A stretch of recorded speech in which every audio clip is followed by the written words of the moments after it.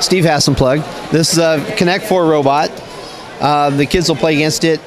This is actually made out of VEX IQ parts, and so it will.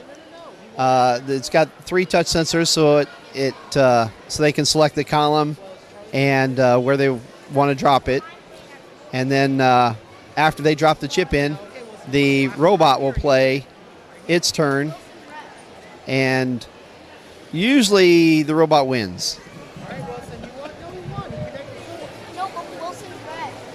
Oh, yep, the robot won. Robot just won that game. That was a quick game. How does the robot know where to play after the human plays? The thing that happens with this is the robot knows where the chips have been dropped, because it's dropping all the chips in the board, so it doesn't actually have to check and see where the chips are. It just knows where each chip has gone in, so it keeps track of that. And sort of like playing blindfolded, it's just really good. It sees all the things. A lot of the times it wins with Connect 4 that nobody sees, because it, again, doesn't really miss those things. Right. Sort of evaluates the whole board, sees where all the possible wins are. It really just looks about 4 moves ahead, which is not very, very far as that goes. That's 2 moves for the robot and 2 moves for you. But then it does a really good job of evaluating all the possible wins. So there's 69 ways you can win on this size board. And so it looks at those and says, every time you drop a chip in, how does that affect your wins or the robot's wins? And it compares those. This particular robot probably took about a week to build. It's my second version out of the VEX. So there's a couple things going on with it. Right now it's ready to start a game, so I can actually select if I want 2-player, but we'll just leave it at 1-player against a computer. And then we'll select the game. So now I can pick the column.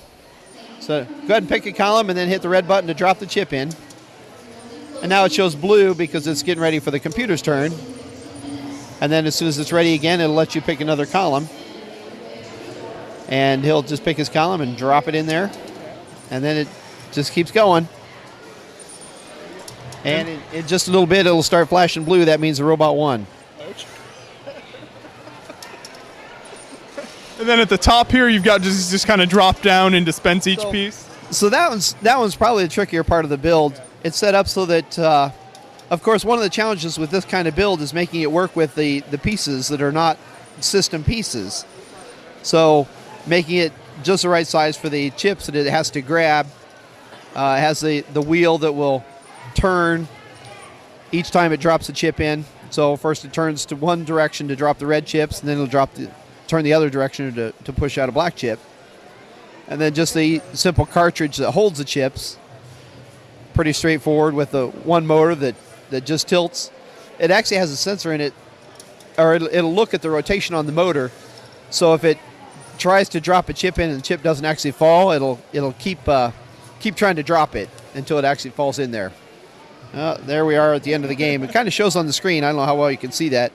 Shows how many wins are left for the player and how many wins for the robot, and all the sort of evaluation that it does for that. Okay.